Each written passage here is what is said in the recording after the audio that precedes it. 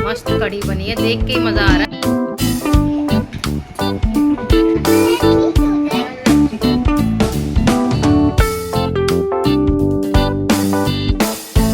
नजर ना लगे, गाइस देखेंगे तो कितना अच्छा कहेंगे हस्बैंड बड़ा हैंडसम लग रहा है।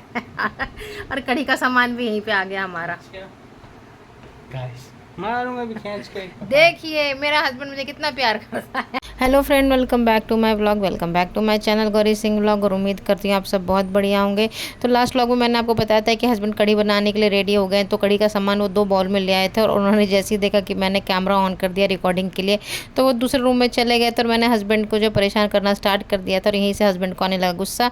तो हस्बैंड ने मुझे धमकी दी कि मैं तुम्हारा फ़ोन तोड़ दूंगा। तो मैंने कहा भाई देखो, आपको फ़ोन तोड़ना है तो तोड़ो, एट दी एंड आपको जो है फ़ोन आपको दिलाना पड़ेगा, क्योंकि भाई मैं अर्न कर नहीं रही हूँ और मेरे खर्चे जो है सब आपको ही उठाने हैं। तो ज़्यादा शान पट्टी ना करते हुए सीधा काम पे चलिए। और यहाँ पे मेरी माता जो है वो भी मेरे पे बरस पड़ी थी। तो दोनों ये दामाद और जो सास है एक साथ ही जो है मेरे पे बरसते हैं और गरजते हैं, पर मैं इनकी बात ना सुनते हुई। तो चलिए मैं आपको दिखाती हूँ हस्बैंड क्या कर रहे हैं। तो ये एक बाउल में तो उन्होंने बेसन डाल दिया था और दूसरे बाउल में जो है था हमारा मट्ठा या छाछ, जो कि हम घर में मलाई निकालते हैं, उससे बनाने के बाद जो निकलता है वही है। और साथ में हस्बैंड ने इसमें मिक्स कर दी थी हल्दी। और यहाँ पे हस्बैंड कह रहे थे कि पहले मैं पकौड़ी बनाऊंगा, उसके बाद जो है मैं कढ़ी का बैटर घोलूंगा। इसके बाद फ्रेंड्स हस्बैंड हो गए थे बहुत ज़्यादा कंफ्यूज और बहुत ज़्यादा के गुस्सा कि पहले पकौड़ी बनाऊं कि बैटर में बेसन घोलूं। तुम अपने फोन पे ध्यान दो, ठीक है मैंने ना? सिर्फ ये इधर मत बताओ कुछ भी हमें। आपने चिकनी टांगे ना दिखानी जो इसमें झाड़ खड़ा हुआ है।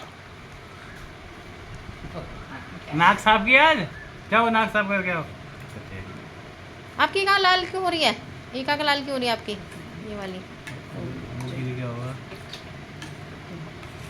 तो फ्रेंड्स कुछ इस तरीके से हस्बैंड कन्फ्यूज़ और गुस्सा हो गए थे कि पहले मैंने उनसे कुछ कहा, फिर उन्होंने मुझसे कुछ कहा, और उसके बाद फाइनली हस्बैंड ने डिसाइड किया कि भाई पहले मैं बैटर घोल देता हूँ, क्योंकि मम्मी और मैंने पहले यही बोला था कि पहले आप कढ़ी का बैटर घोल दीजिए क्योंकि उसको फूलने में थोड़ा टाइम लगेगा, उसके बाद आप पकौड़ी बनाइए। तो देखिए हस्बैंड फाइनली आ गए थे किचन में पकौड़ी का बैटर बनाने के लिए। इधर मम्मी भी उनकी हेल्प कर रही थी, वो बर्तन साफ़ कर रही थी, क्योंकि बर्तन का साफ़ करना भी जो है बहुत बड़ा किचन में काम होता है। हस्बैंड देखे एक प्रोफेशनल शेफ़ की तरह लगे हुए हैं, कोशिश कर रहे हैं कि वो एक अच्छी कढ़ी बना सके।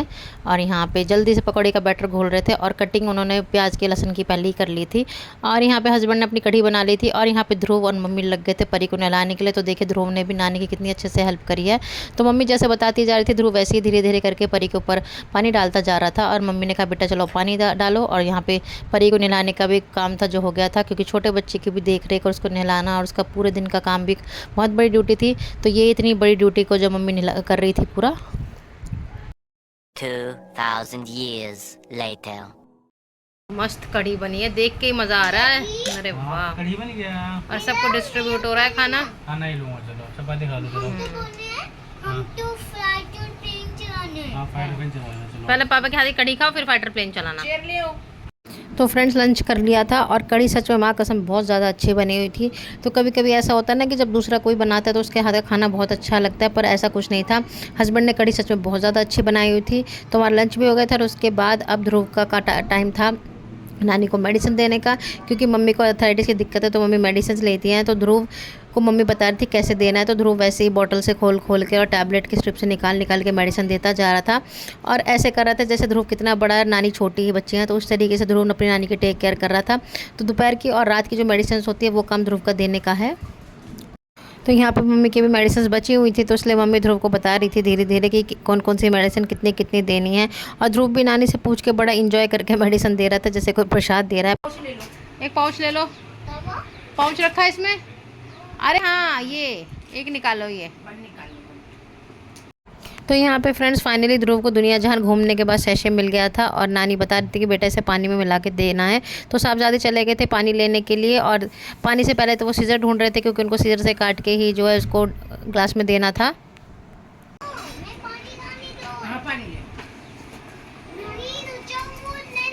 बस बस बस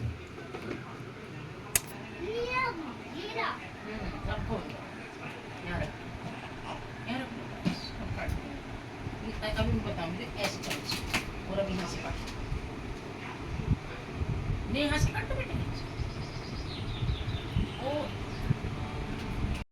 तो यहाँ पे फ्रेंड्स ध्रुव को सैशे तो मिल गया था और वो पानी भी ले आया था। बस इसके बाद का काम था कि इस पाउच को काटना कैसे, तो मम्मी ध्रुव को बता रही थी। तो साहबजादे ने पाउच को पकड़ लिया था और मम्मी ने काट दिया था। बस इसके बाद अब इस पाउच को और इसमें जो पाउडर है उसको ग्लास में डालना था और मम्मी को देना था।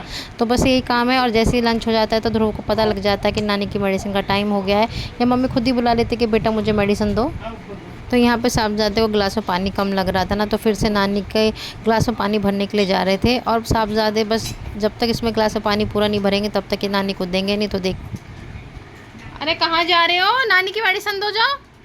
अरे मैं नानी को दे रही हूँ, ये नानी के लात में पीने, इस तो ये पी लेगी। अच्छा, तो पानी को डालोगे?